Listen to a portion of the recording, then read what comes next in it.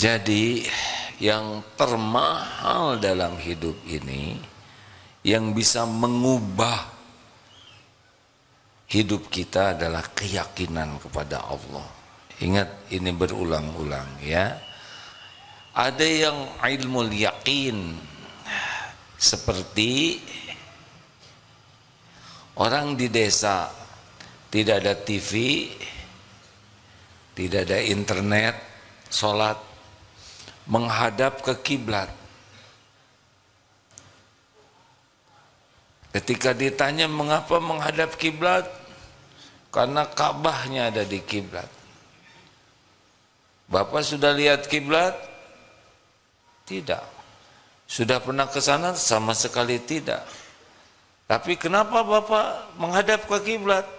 Karena Ustadz mengajari saya supaya menghadap ke kiblat. Jadi tahu ada Ka'bah di Mekah sebagai kiblat dari ilmu. Yang kedua adalah yang punya TV, punya internet. Dia bisa lihat Ka'bah. Oh, Ka'bah seperti ini. Kelihatan ada yang tawaf. Lalu ketika ditanya, Bapak menghadap ke kiblat kenapa? Ya Ka'bah di kiblat. Bapak tahu tidak? Ka'bah itu bentuknya bulat. Bohong kamu. Nah, sudah lebih kokoh, tidak bisa persegitiga, dusta. Hakul yakin Ka'bah itu adalah kubus seperti segi empat yang 3 dimensi. Gak bisa dibohongi lagi karena sudah lihat, walaupun lewat media. Namanya ainul yakin, yakin dengan penglihatan.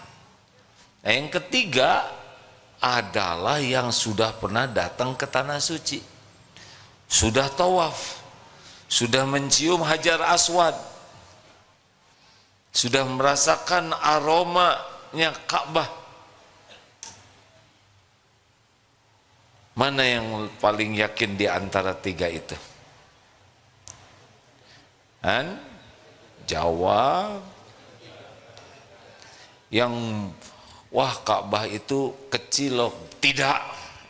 Ka'bah itu harumnya kayak harum mawar. Bohong. Dia bisa mempertahankan keyakinan itu. Kenapa? Karena sudah merasakan. Nah, inilah yang hakul yakin terhadap Ka'bah.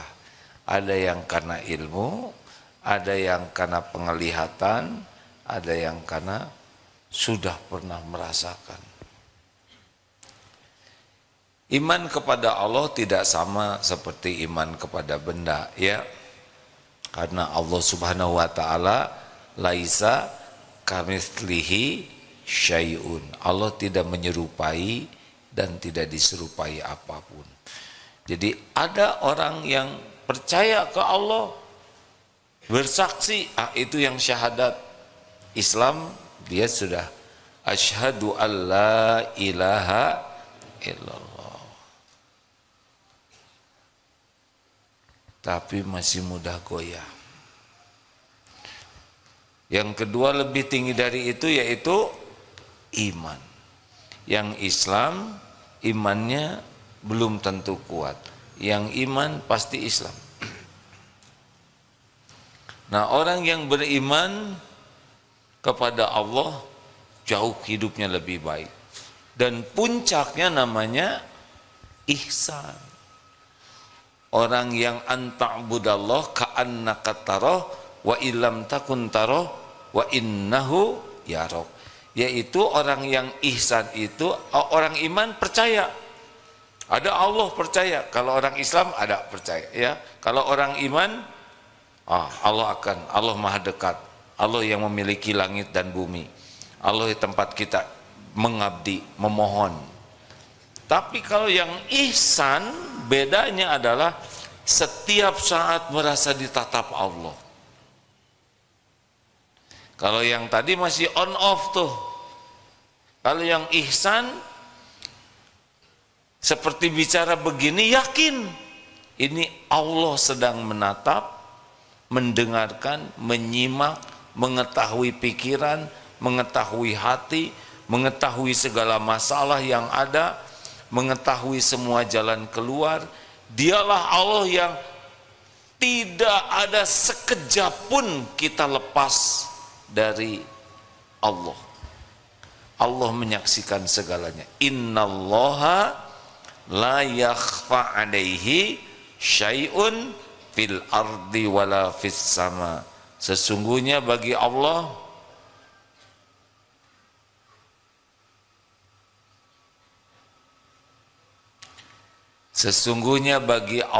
tidak ada yang tersembunyi di bumi maupun di langit. Nah, inilah orang yang bakal bahagia. Bahagia itu benar-benar bahagia asli, tenang hatinya tuh.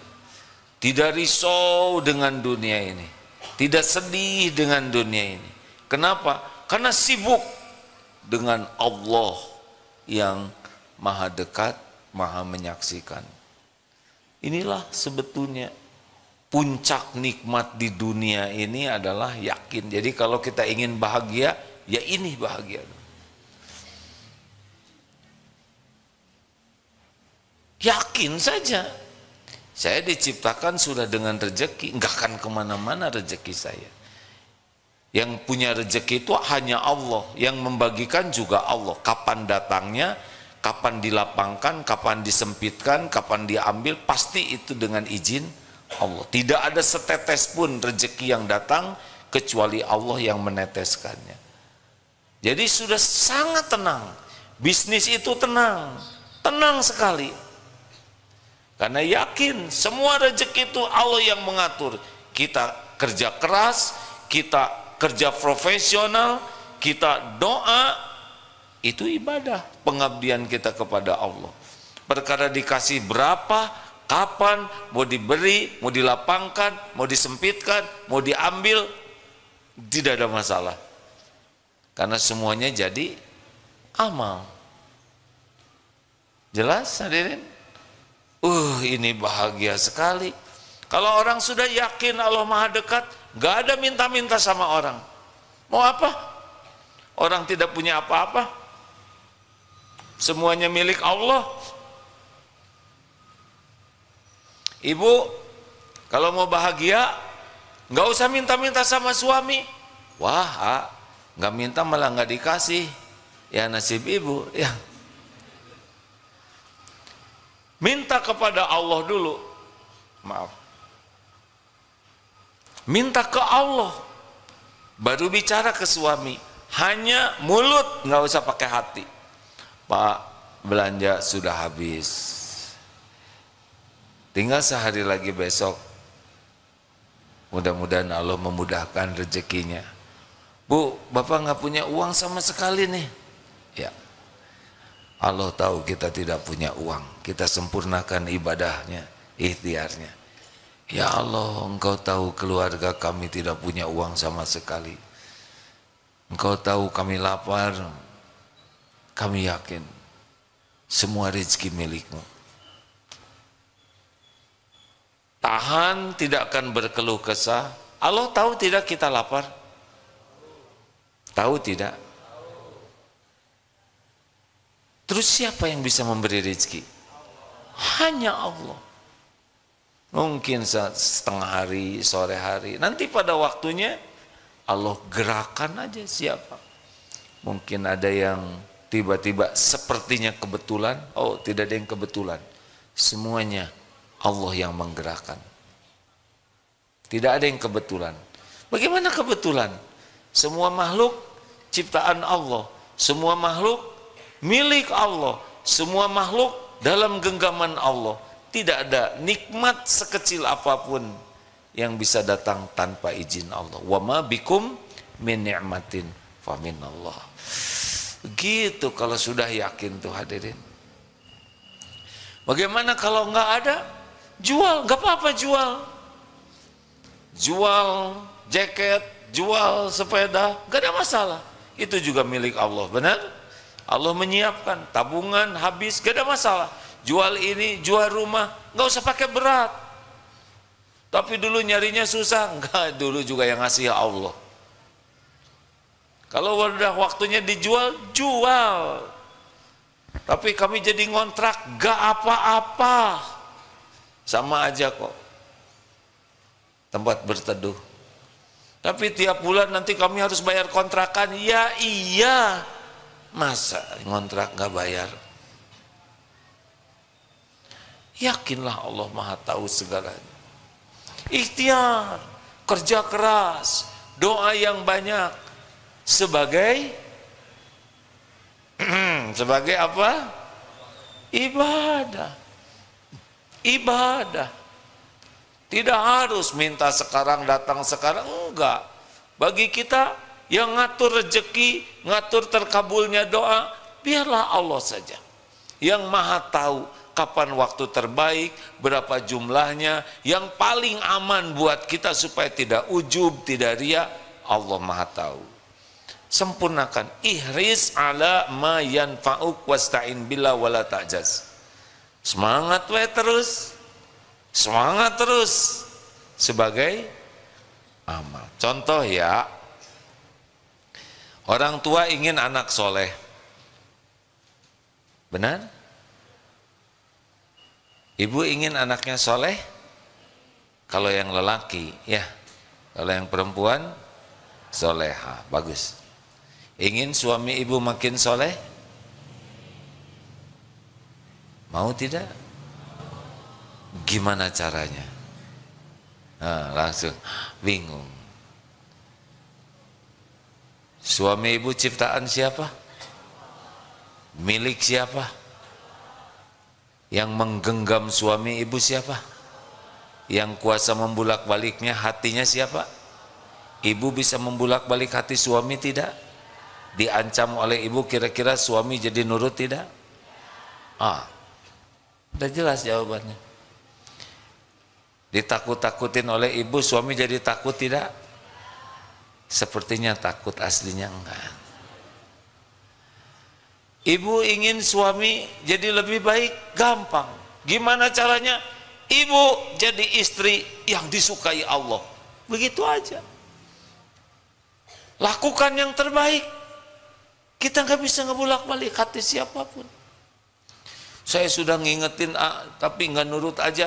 Terus saja ingetin. Kenapa? Karena membantu orang jadi baik adalah ibadah. Kapan jadi baiknya? Ya Allah yang ngebulak-balik. Sama lelaki juga gitu Pak. Saya baru lihat itu tayangan di sebuah medsos. Kalau suami salah, suami ngaku, kemudian minta maaf, urusan selesai. Kata beliau ya, kalau istri salah, kemudian nangis, jadi rewel, marah-marah, nyalahin suami, suami minta maaf, baru selesai gitu kan.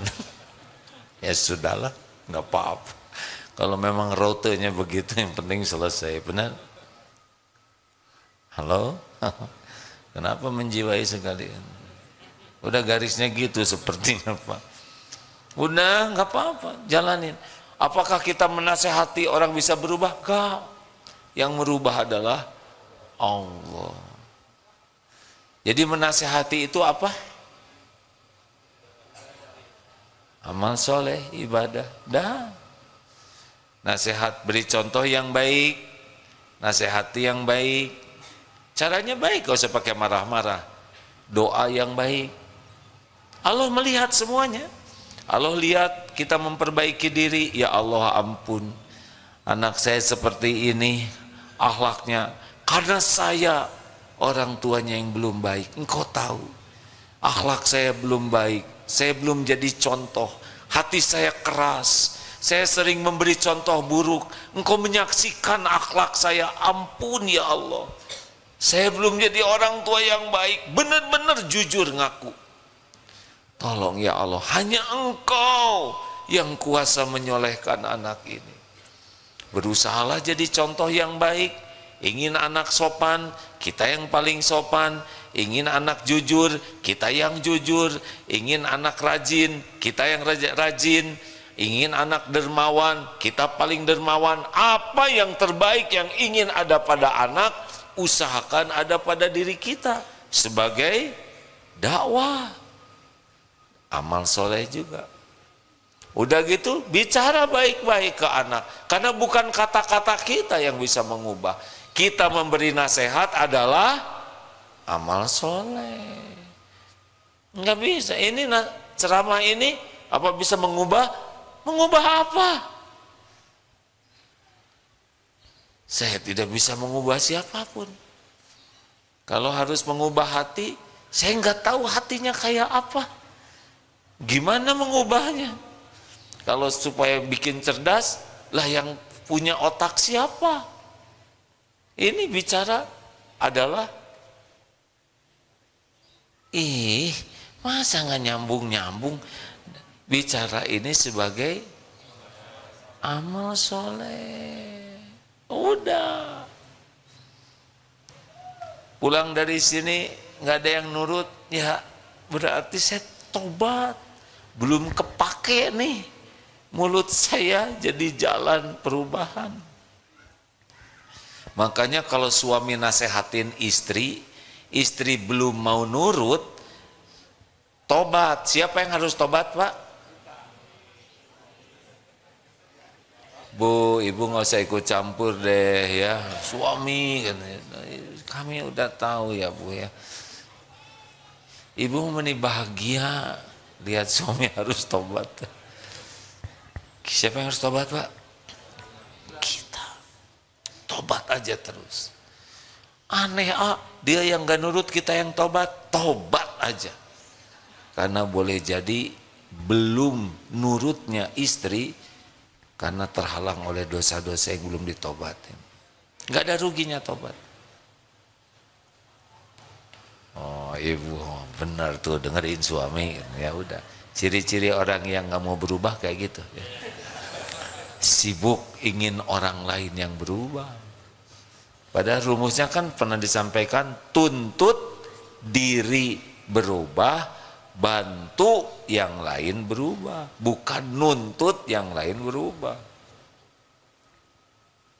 Jadi begitulah. Jadi terus sampai kapan ini? Ini udah sama-sama tua kok masih gitu aja kelakuannya. Sampai kapan? Sampai kita mati. Ini saya udah menjelang mati nih. Tapi dia belum berubah, jadi bagaimana? Ya silakan aja meninggal ya. Semuanya udah dicatat. Semuanya dicatat. Tidak ada satupun yang dirugikan oleh Allah kalau ikhlas.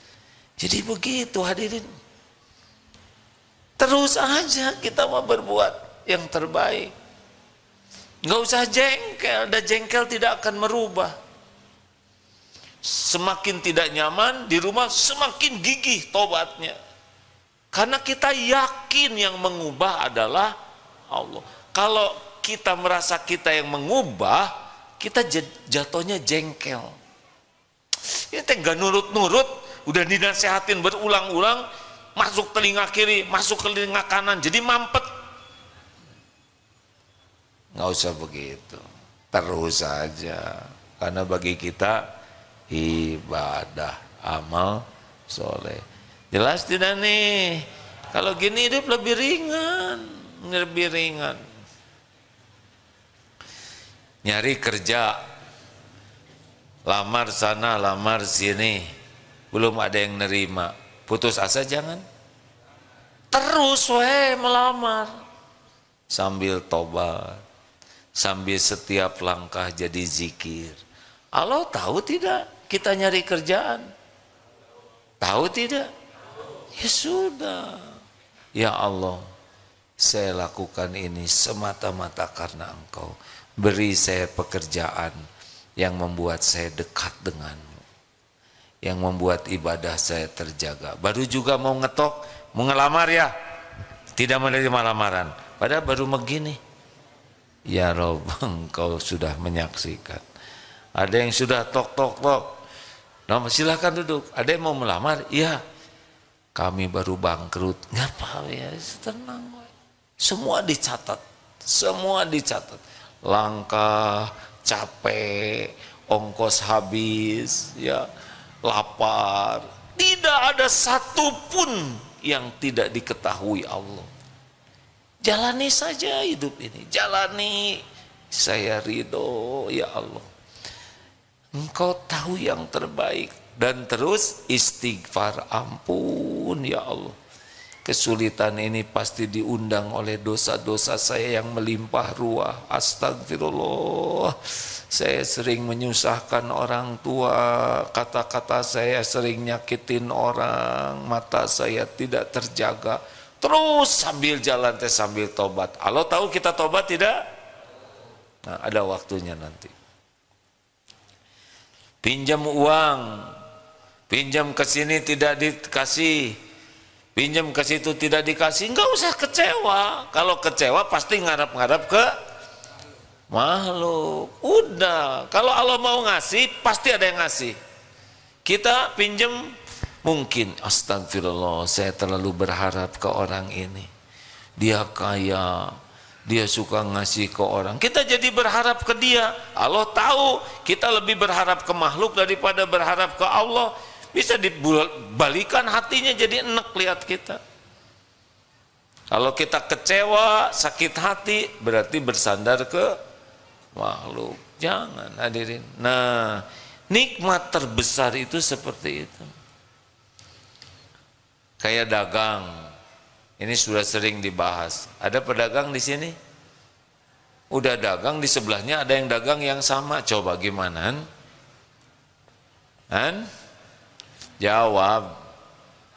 Jadi bahagia tidak? Enggak. Kenapa enggak? Karena menyangka rezeki kita akan berkurang gara-gara ada dia. Ini yang dagang di sebelah kita siapa? Makhluk Allah bukan? Jawab. Siapa yang ngasih rezeki kepada beliau? Mungkin tidak rezeki kita berkurang gara-gara ada beliau. Ya udah nggak apa-apa. Tapi nyata loh, gara-gara ada yang sebelah, dulu omset saya 2 juta sehari, sekarang jadi 1,5 juta. Gara-gara dia. Kata siapa? Emang jatahnya tinggal segitu. Bukan karena dia, masa gara-gara Allah ngasih rezeki ke dia kemudian punya kita jadi berkurang? Enggak. Kalau Allah mau ngasih segitu ya segitu. Makanya jangan suka ngarang ya.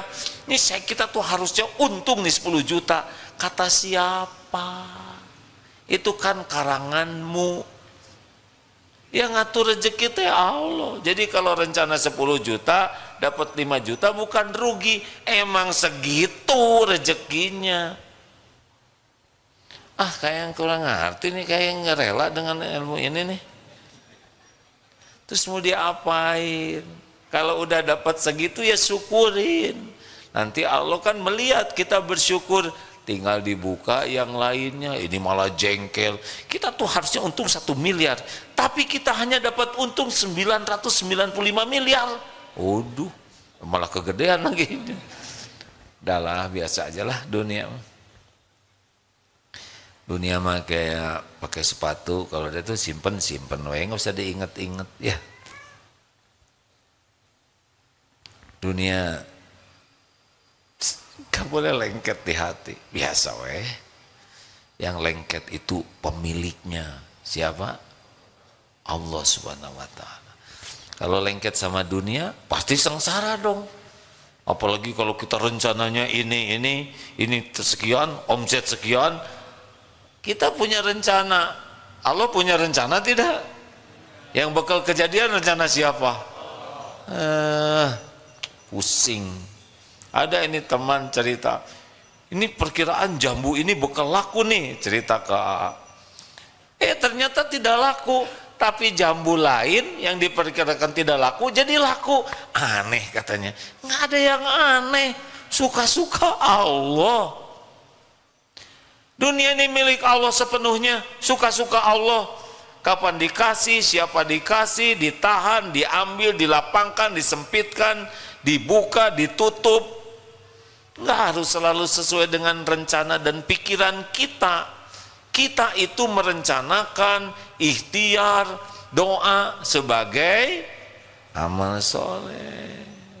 Coba kalau kita udah ini rencananya untung, tapi ketipu, rugi tidak? Takut ya, nyebut tidak, takut ketipu. Ya kalau kita ketipu, kita untung. Untung apa? Untung bukan kita yang nipu, ya kan? Yang diambil uang milik siapa? Jawab. Kenapa kita yang emosi, ha? Udah tobat, siapa tahu zakatnya selama ini tidak sempurna bayarnya.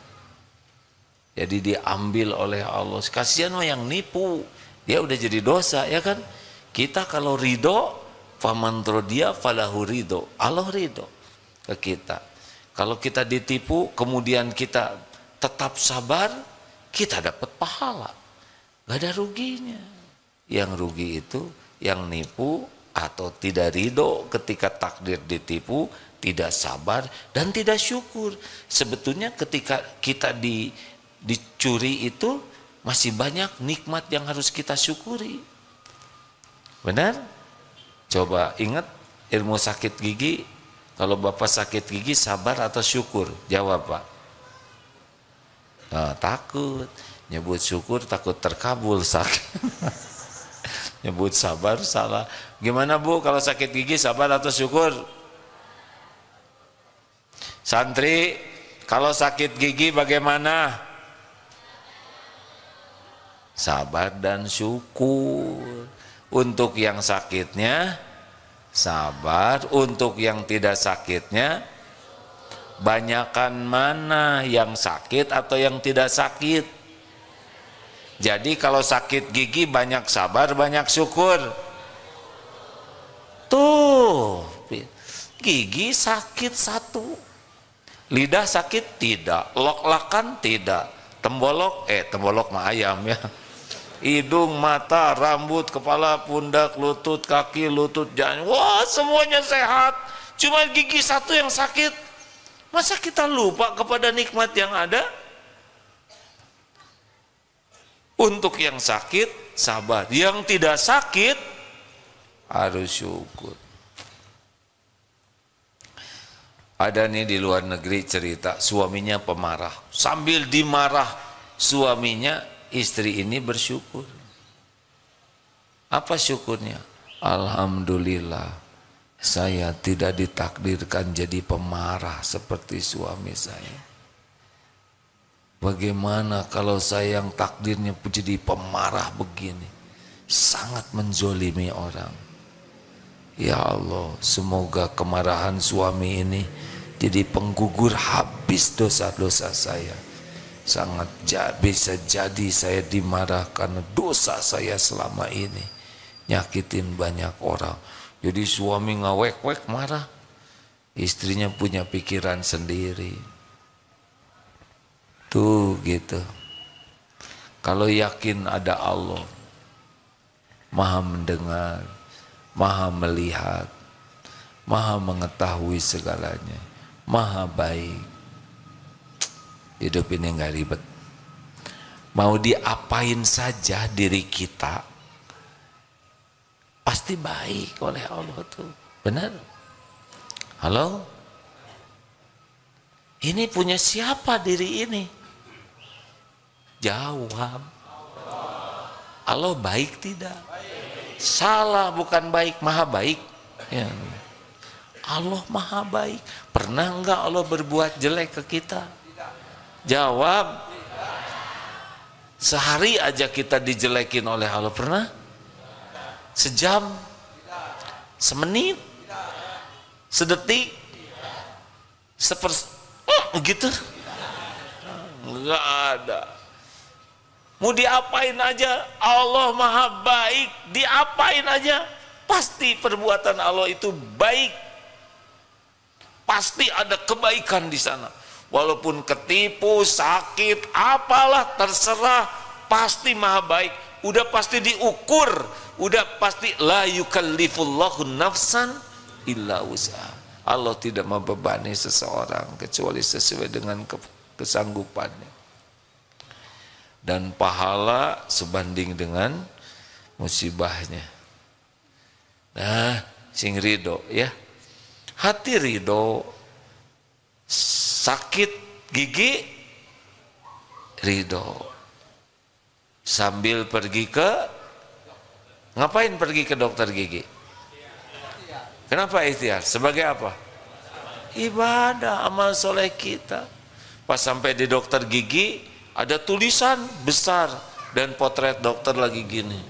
Maaf ya, ngarang. Maaf ya, hari ini saya tidak praktek karena sedang sakit gigi seperti saudara. Nggak ada lah kayak gini ya. Terus gimana? Dokternya nggak praktek? Jawab, ridho dulu. Jangan mengatakan, tahu gini saya nggak akan pergi. Bagaimana nggak pergi? Udah nyampe ya kan? Ngarang. Ini persis seperti ada yang kentut. Jangan kentut. Bagaimana jangan? Udah nyebar ya kan? Terima. Sambil istighfar. Jangan perginya kita nggak doa dulu ke Allah ya.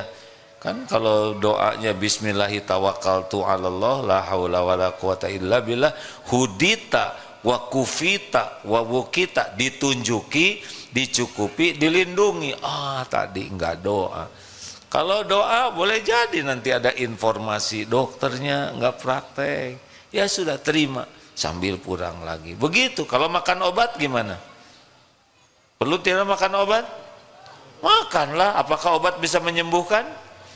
Jawab, tidak sama sekali. Lalu ngapain dong kita makan obat? Sebagai amal soleh kita. Bismillah ya Allah, Engkau Rasulmu menyampaikan setiap penyakit ada obatnya. Kalau ini syariat kesembuhan darimu, Engkau yang maha menyembuhkan ya Allah. Saya minum obat ini semata-mata mencari ridhomu. Bismillah. Beres. Begitu hadirin. Jadi Allah terus Allah. Apa yang bukan milik Allah? Apa yang bukan milik Allah? Kita ini diciptakan untuk apa? Ibadah. Yang lain-lain mah gampang. Kalau kita serius ke Allahnya, inti dari ibadah itu la tusyrik billah. Hatinya tuh enggak menuhankan yang lain selain Allah, enggak menghambakan dirinya. Apapun yang dilakukan benar-benar ya Allah, semata-mata hanya Engkau ridho. Enggak penting pujian, penilaian, penghargaan, balas, enggak. Allah aja. Saya lakukan ini semoga Engkau ridho. Ya Allah, saya masak untuk suami saya, semoga Engkau ridho. Saya ngepel, semoga Engkau ridho. Saya belajar, semoga Engkau ridho. Tidak ada yang kita lakukan kecuali benar-benar mengharapkan Allah Tuhan kita jadi suka, nerima ke kita. Dan yang kita lakukan harus yang diperintahkan, harus yang sesuai. Udah gitu aja. Nanti gimana usaha, nanti dibimbing. Kalau saudara pengusaha, jadi nanti.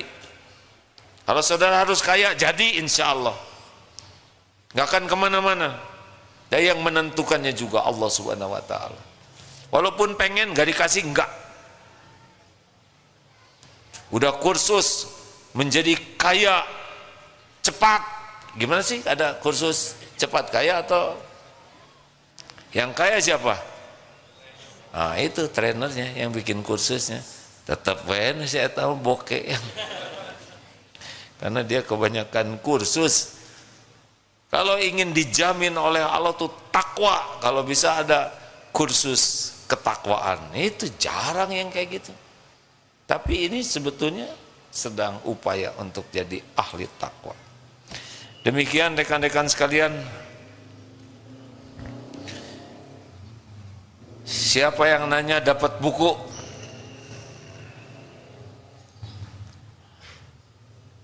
Tidak boleh menyusahkan orang lain.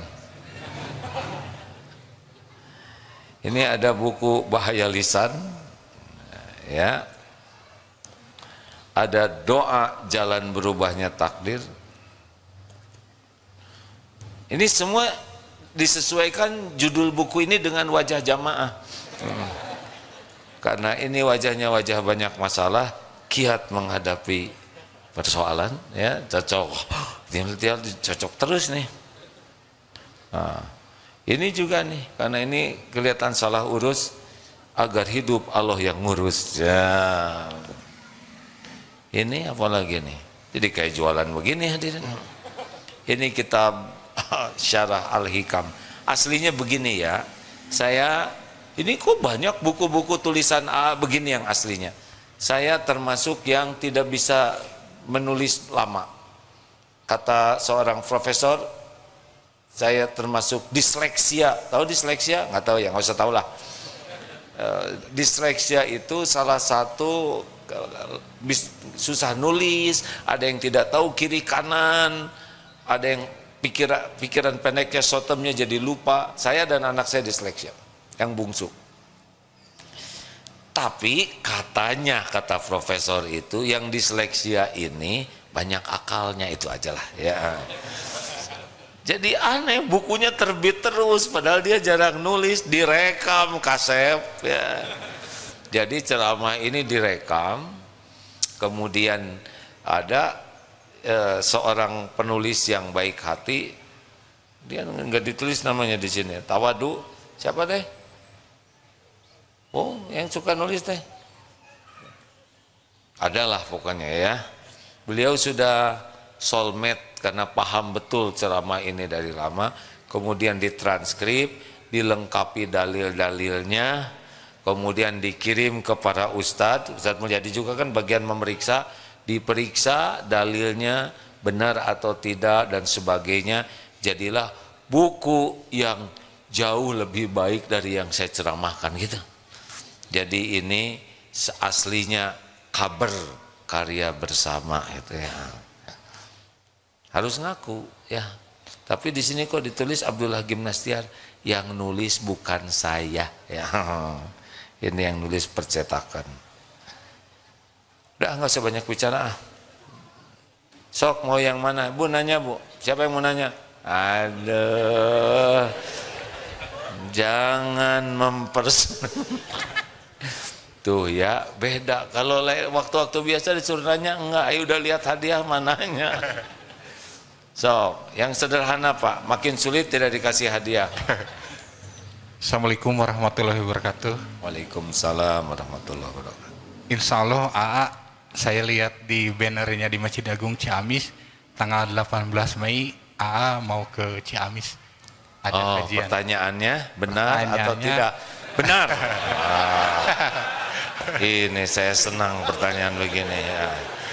Coba, atau mau yang ini kan? Oh. Ya, yang ini aja lah sebentar ya. Selembar. Boleh Pak? Benar Pak, insya Allah. Jadi asalnya begini, ayah saya dikuburnya di Banjar, di Cimaragas. Udah kangen sekali ingin bisa ziarah. Kalau ibu dikuburnya di pesantren, jadi saya ingin ke sana. Nah, sambil ke sana di Tasik ada acara, di Masjid Agungnya dan Ciamis juga ada acara. Ya, jadi sambil menyelam, asin dong di lautnya, nggak sambil menyelam, ya berenang ya. Terima kasih. Mau yang mana? Coba sih. Untuk pertanyaan seperti itu maunya yang mana? Sebutin mau yang mana? Kiat menghadapi persoalan hidup. Oh ya, kami mengerti Pak ya. Silahkan. Duh, enak bisa nanyanya tanggal aja persoalan. Tapi kalau nggak tahu tanggal masalah loh Pak. Ya, siapa lagi yang nanya? Menira rumit begini, Selang-seling ya sama emak. Mana siapa lagi? Waduh, itu Hompimpah ada 3 gitu Bu. Sok yang mana? Ah, eta mah udah kenal itu mah yang belum dikenal. Ibu belum dikenal ya? Lampung, wah itu rada maksa tuh, boleh lah ya. Beli dulu yang maksa. Ini pada legowo ya. Tuh, tinggal 5, laku 1. Ya, tuh 2, 3, 4, 5. Ayo Dek. Assalamualaikum warahmatullahi wabarakatuh. Waalaikumsalam. A, Ya benar ya. teu acan A. Oh tacan. Acan sakedap. Ya siap. A, Atuh pakai begitu. pakai Di- hati soalnya A. Di pesantren ini itu hanya boleh 3 Bu. Tadi udah berapa A? 2. Siji deui. Baik. Gini A. Hah? Ya udah nih bahaya lisan ya. Kasih ada cocok nih ya. Aduh saya rasa jadi banyak dosa begini. Maaf ya Teh ya. Ya nggak apa-apa A. Maafin A. Ya. Mohon maaf A. Bagaimana cara kita menyikapi hidup ketika kita sudah berusaha menjadi baik, ketika kita sudah berusaha bermanfaat untuk orang lain, tapi ternyata usaha kita ini seolah sia-sia karena selalu dinilai orang itu semua tidak ada artinya. Baik. Terima kasih A. Assalamualaikum warahmatullahi wabarakatuh. Berarti yang jadi masalah bukan orang yang menilai. Yang bermasalah kita merasa udah baik. Namanya ujub. Harusnya dibalik. Semua ini pasti karena dosa saya. Karena ibadah saya belum bagus. Sholat saya belum khusyuk. Amal saya belum ikhlas. Ngaji saya belum benar. Begitu. Jadi masalahnya adalah sudah merasa baik. Makanya digerakkan aja oleh Allah. Yang lain untuk nyalahin terus. Coba diubah. Insya Allah. Karena semua kepahitan itu diundang oleh dosa. Jadi kalau ada orang yang nyalahin bikin gak enak, udah PDLT saja. Apa PDLT santri? Kurang jelas, ulangi. Nah jawabannya adalah perbaiki diri dan lakukan yang terbaik. Kenapa kita sakit hati disalahin? Karena kita tidak ikhlas. Kita lebih ngarep-ngarep dinilai orang daripada ingin diterima Allah. Itulah yang membuat sakit. Kalau orang ikhlas mangga wae ya. Mau dipuji, mau tidak muji, mau nyaci, itu mah urusan beliau dengan Allah. Urusan kita diterima oleh Allah. Jadi sakit hati itu ciri-ciri kita kurang ikhlas. Dah ya, cocok tadi bukunya ya. Tuh 2, 3, 4. Ngalah risan. Lelaki ya, makin banyaknya. Bapak kelihatannya tidak banyak masalah. Sekarang jadi nanya terus gini. Tadi yang paling ngotot siapa sok? Siapa teman? Kayaknya beliau agak senior ya. Ridho enggak yang lain? Kan? Enggak Ridho Bapak? Oh Ridho, ya Ridho. Oke, Ridho ada cocok yang mana nih ya? Ya Pak. Assalamualaikum warahmatullahi wabarakatuh. Waalaikumsalam. Dari Lampung juga ini Kak. Apa? Dari Lampung. Oh sama. Rombongan. Rombongan, alhamdulillah. Yang saya mau tanyakan Kak, Satu. bagaimana cara kita agar sholat itu lebih khusyuk lagi? Susah, nggak jadi dapat hadiahnya. Wah, Bapak mah nyindir. Tahu dari mana saya nggak khusyuk Pak? Saya susah jawabnya karena saya juga masih perjuangan untuk khusyuk. Tapi yang saya dapatkan ilmunya, orang khusyuk itu pertama memang sangat ingin khusyuk.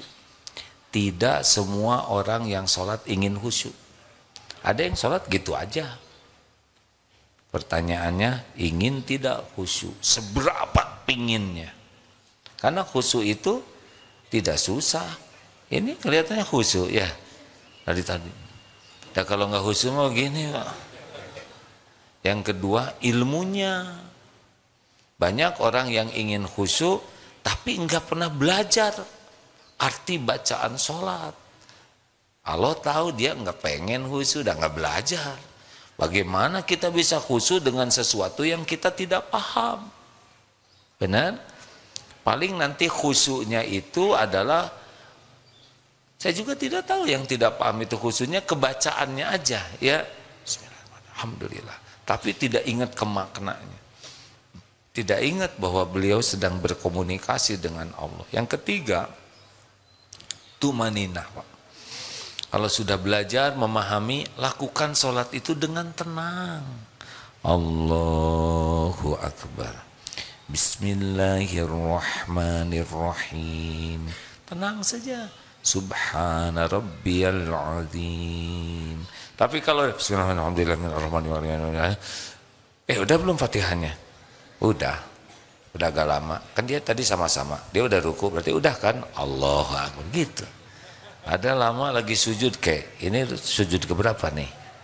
Lama, ya Allah tolonglah berikan petunjukmu. Ini sujud keberapa?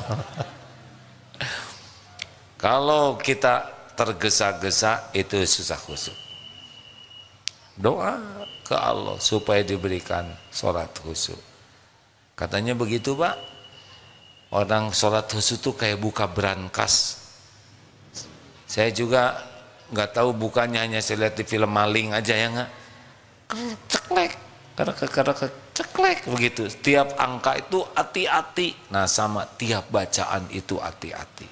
Kalau kata Imam Ibnu Qayyim, salah satu faktor kunci khusyuk adalah takbir. Allahu Akbar. Ketika menyebut Allahu Akbar, Allah Maha Besar, pencipta, penguasa jagat semesta alam. Dan dunia ini kecil, tidak ada apa-apanya, apalagi kita. Allahu Akbar, selesai itu semua, ya kan?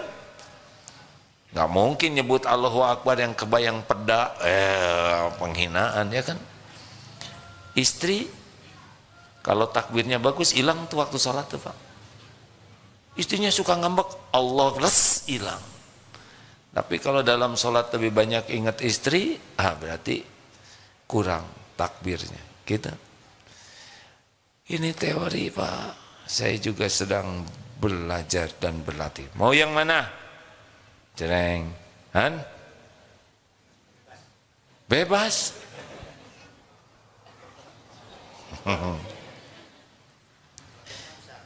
Han?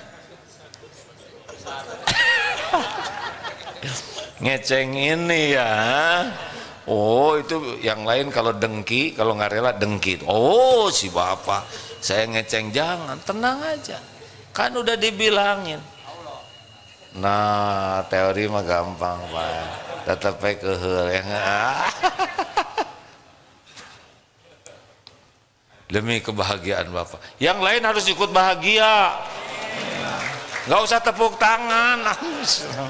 Pak sing soleh, sing khusyuk sholatnya. Kenapa? Terima kasih Pak. Kenapa saya senang? Karena orang pengen khusyuk dalam sholat ini, orang yang serius ke Allah. Penglaris udah mulai nggak semangat nih. Gongnya udah nggak ada. Ini kenong-kenong juga hadirin. Paten ini coba. Tuh ngalarisan ini. 5 us agar hidup Allah yang ngurus. Keren kan? Doa nih bisa jadi jalan berubahnya takdir. Saudara kan pengen dirubah ya kan? Ini bahaya lisan. Salah ngomong bisa ke neraka. Ini tipis-tipis penting. Sok atuh. Ya nggak ada yang nanya sekarang. Tuh si Ade dulu nih. Ini itu yang di belakang.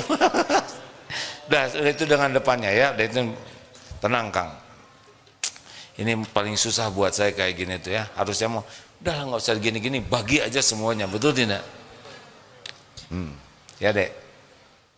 Assalamualaikum warahmatullahi wabarakatuh, A. Waalaikumsalam warahmatullahi. Izin bertanya, A, bagaimana agar setiap hari kegiatan-kegiatan kita jadi amal soleh? Terima kasih, A. Tunggu dulu. Kenapa Ade ingin kegiatan jadi amal soleh, bukan kegiatan kita, kegiatan Ade aja ya, jadi supaya nggak ada fitnah di antara kita. Ya, A, kegiatan saya. Kenapa ingin jadi amal soleh? Agar bisa menjadi penggugur dosa, A.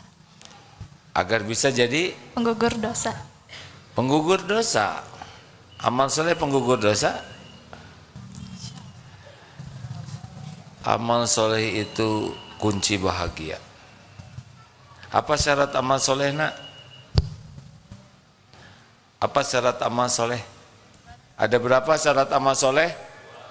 2. 1, niatnya harus ikhlas, dan yang kedua caranya ittiba kepada Rasulullah sesuai dengan tuntunan.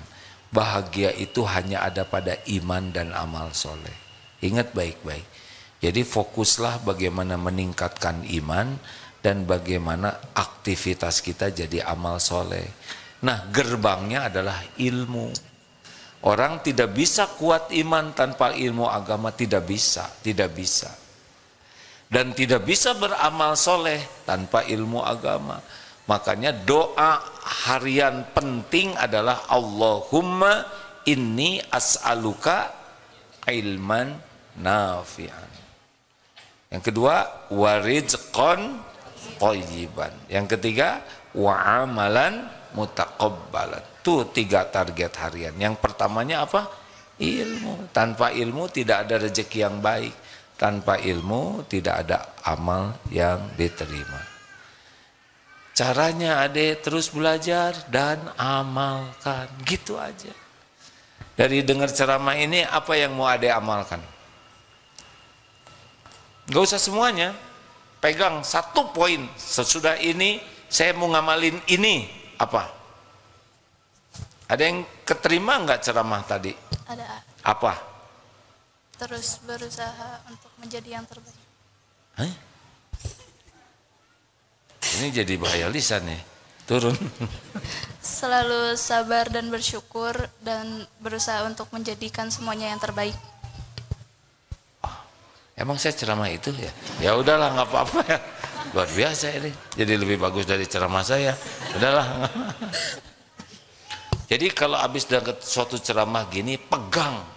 Mungkin nggak semua materi bisa kepegang, ya. Ah, ini nih dapat nih, amalkan. Kalau boleh deh, berhentilah berharap sesuatu dari makhluk. Jangan pengen dipuji, jangan pengen diakui. Udah lepas aja, ya. Berharap dari makhluk. Cukup berharap dari Allah. Yang mana nih yang cocok, ya? Yang mana yang cocok nih? Ada yang mau yang mana? Doa pengubah takdir. Oh, keren.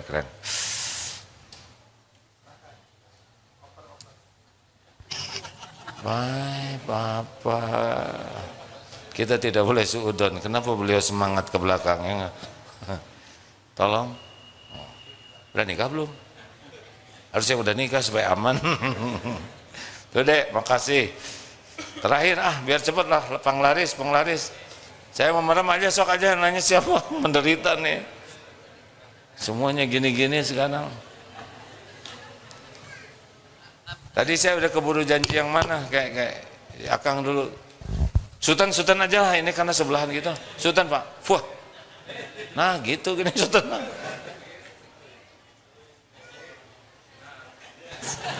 Ridho. Hah, gimana? Ya udah, Bismillahirrahmanirrahim. urusan kecil duniawi ini. Assalamualaikum warahmatullahi wabarakatuh. Mau nanya, Satu. gimana kita menyikapi kalau kita pernah berbuat salah ke orang, lalu kita udah minta maaf, kita udah berjanji nggak mengulangi, kita udah bertobat, tapi tiap saat itu masih ada trust issue, selalu diungkit-ungkit masalah yang lalu-lalu gitu. Tapi kita udah berusaha buat nasehatin, udah berusaha buat ya buktiin bahwa nggak bakal ngelakuin lagi gitu. Tapi trust issue terus ngungkit terus gitu, Ustaz. Ya nggak apa-apa, tobat we terus. Berarti belum beres tuh tobatnya. Makanya masih digangguin oleh isu itu, ya. Dan kita kalau mau tobat bukan supaya tidak diungkit-ungkit. Kalau gitu nggak ikhlas tobatnya. Kalau kita mau tobat, tobat aja. Tapi orang nggak percaya ke saya, nggak apa-apa, nggak apa-apa. Yang penting tobat itu diampuni Allah. Kalau kita tobat supaya orang percaya ke kita, berarti bukan karena Allah, masih karena makhluk. Nah, orang mau percaya atau tidak ke kita, nanti Allah yang bolak-balik hati. Jelas? Jadi harus gimana? Harus ikhlas. Tobat. Tobat dan ikhlas, secara ikhlas. Berat. Harus tobat. Jadi kalau kita tersakiti ya, bisa kita udah tobat minta maaf. Tapi begitu diungkit-ungkit terus, jawabannya tobat lagi. Karena nggak bisa kita menghentikan prasangka orang. Hanya Allah yang bisa meredamnya, ya kan? Nah, kalau itu nggak enak, pasti dosa kita belum beres tuh ditobatinnya. Nggak usah sibuk bela diri. Gimana sih? Saya kurang apa lagi? Udah jelas kurang tobat, ya nggak? Kan? Saya harus bagaimana saya membuktikan? Nggak usah maksa, nggak bisa dipaksa. Tobat aja terus. Nanti Allah yang ngebalikin hati. Nah, yang sebelahnya kasihan nih, yang kalah Sultan tuh, kasihan jadi lemes gitu. Siap ya. Oke. Bismillahirrahmanirrahim. Assalamualaikum warahmatullahi wabarakatuh. Perkenalkan, nama saya Aulia Satria Niloparbowo. Saya kan dari Jalan Batuwangi nomor 10, daerah Antapani Kidul. Nah, begini nah, bagaimana menyikapi keluarga yang sakinah mawadah warohmah yang belum punya yang berhijab, ya. Makanya saya bilang pakai hijab gitu kalau saya mau bertemu sama saya. Kalau bertamu dengan pakaian bagaimana, jangan pakai yang baju-baju yang pendek, misalkan tuh pakai apa namanya, nggak usah disebut gitu aja, baju jubah gitu loh ya, atau baju muslim lah. Terima kasih, jazakumullahu khair. Assalamualaikum warahmatullahi wabarakatuh. Jadi pertanyaannya apa? Bagaimana supaya punya baju gitu? Bagaimana menyikapi keluarga yang belum, ya udahlah gitulah ya. Gini ya, tidak semua keluarga yang kita ini udah langsung imannya kuat, macam-macam. Ada yang baru belajar agama, ada yang udah belajar tapi belum serius mengamalkannya, ada yang udah berjilbab tapi kecil sekali ya di sini. Apa yang harus kita lakukan? Nah, Ade sebagai lelaki tidak bisa memberikan contoh ya, karena jadi masalah. Kenapa saya jadi nakal begini ya? Jadi kalau urusan jilbab lelaki nggak bisa memberikan keteladanan dipakai, nggak usah ya. Jadi gini, ingat ya bahwa kalau ada orang yang sedang dengerin dek, mau jawabannya? Ya, yang pertama kita yakini yang bisa merubah adalah Allah. Itu penting. Apa yang bisa kita lakukan? Nah, kita berusaha menyampaikan ilmunya tanpa merasa menggurui. Jadi, hei pakai dong jilbab yang benar loh. Nah, itu menyakiti. Karena kalau udah paham manfaatnya, orang juga mau. Jadi bagusnya membantu. Cari ilmunya. Kalau nggak bisa dinasihatin, ajak mendengarkan ceramah gitu. Setel apa yang kira-kira manfaat. Tanpa sengaja mendengar, kalau Allah memberi hidayah bisa berubah ya. dan jangan lupa doakan ya. Makasih. Gimana nih, ada dua nih gini ya. Mending ngahuleng ya. Udah kelihatannya si Akang nih masalahnya lebih berat. Tenang ya. Ya Allah, sini tenang ya. Karena kelihatannya banyak yang harus diurus ya. Terima kasih. Ini karena tadi kan ketawanya agak keras ya. Ini cocok. Nggak apa-apa yang ini kecil tapi isinya insya Allah dalam. Karena tebal, Ridho. Ya terima kasih Ade. Wa iyyakum. Nah, begitulah. Ini lega, buku udah habis hadirin penglaris. Terima kasih Bapak Ibu yang baik. Saya mohon maaf banyak kesia-siaan atau perkataan yang tidak pada tempatnya. Semuanya nanti dihisab. Kadang-kadang saya sadar Allah sedang melihat, mencatat, kadang tidak ingat. Tapi tetap ingat tidak ingat bakal dicatat perkataan ini. Harusnya selalu ingat. Allahumma sholli ala sayyidina Muhammadin wa ala alihi wa ashabihi ajma'in. Ya Allah, Allahumma inna nas'aluka imanan kamilan wa yaqinan shadiqan wa qalban khashi'an wa lisanan zakiran. Allahumma a'inna ala dzikrika wa syukrika wa husni ibadatik. Allahumma ati nufusana taqwaha wa zakiha anta khairu man zakaha anta waliyuha wa maulaha.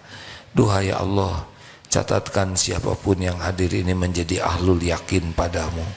Karuniakan kepada kami hati yang hakul yakin padamu. Allahumma ja'alna minat tawabin waj'alna minal mutatahhirin waj'alna min ibadika sholihin. Allahumma ja'alna minal muttaqin. Allahumma ja'alna minal muhsinin. Allahumma ja'alna minal mukhlasin. Allahumma ja'alna minal mutawakkilin. Jadikan kami benar-benar menjadi ahli taubat, ahli takwa, orang yang ikhlas dan orang-orang yang ihsan ya Allah. Rabbana atina fid dunya hasanah wa fil akhirati hasanah wa qina adzabannar. Ya Allah, sembuhkan jamaah santri yang sedang sakit ya Karim. Berikan kemudahan yang sedang dihimpit masalah ya Allah. Berikan jalan keluar yang hidupnya dalam kesulitan. Bukakan pintu rizki yang sedang dililit hutang, yang dalam kekurangan. Kabulkan ya Allah hajat-hajat yang maslahat dunia akhirat. Ya Allah, tolonglah saudara kami di Palestina ya Allah. Engkau menyaksikan segala-galanya. Tidak ada yang bisa menolong selain hanya Engkau. Kuatkan imannya ya Allah. Sempurnakan kemuliaannya fid dunia wal akhirat. Lindungi dari kejahatan kaum zalimin. Bebaskan dari penjajahan ya Allah. Cukupi segala keperluannya. Hibur hatinya ya Allah. Turunkan sakinah dalam keadaan apapun. Jadikan ahlul jannah ya arhamar rahimin. Taqabbal minna ya karim. Allahumma ighfir lil mu'minina wal mu'minat wal muslimina wal muslimat al ahya'i minhum wal amwat. Rabbana atina fid dunya hasanah wa fil akhirati hasanah wa qina adzabannar. Amin ya rabbal alamin. Subhanakallahumma bihamdik asyhadu alla ilaha illa anta astaghfiruka wa atubu ilaik. Terima kasih MT At-Tauhid dari Garut dan MT Al-Hilal dari Lampung. Terima kasih, jazakumullah khair. Assalamualaikum warahmatullahi wabarakatuh.